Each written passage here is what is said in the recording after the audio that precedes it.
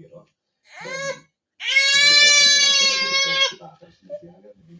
පාවිච්චි කරනවා. මොකද මේ පිටපතේ අපිට දකින්න ලැබෙන ආකර්ෂණ. මේක දාමගතක කියන්නේ සිරියල් කිලර් කෙනෙක්ගේ කතාවක්. මේක කියනවා අද ඉන්ටර්නෙට් එකේ කැඩෙන්නේ. එතකොට යනවා. ඒක පහට විතර නාට්‍යයක්. එතකොට මේ කේන්ද්‍ර කරගත්ත බංගලාවක චරිත කීපයක් ජීවත් වෙනවා. ආගන්තුක චරිත වෙනවා.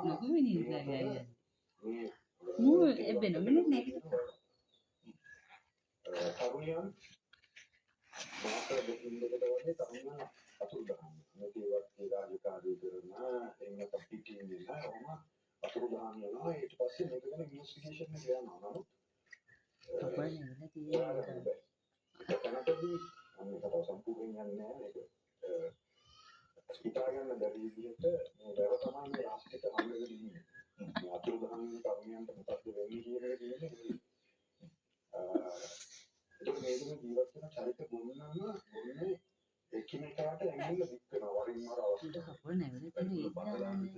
බංගලාව කියන්නේ එතකොට මේකෙන් මේ ඇඟිල්ල දික් වෙන යනවා. චුද්දනා කුලිකෝ වෙනවා.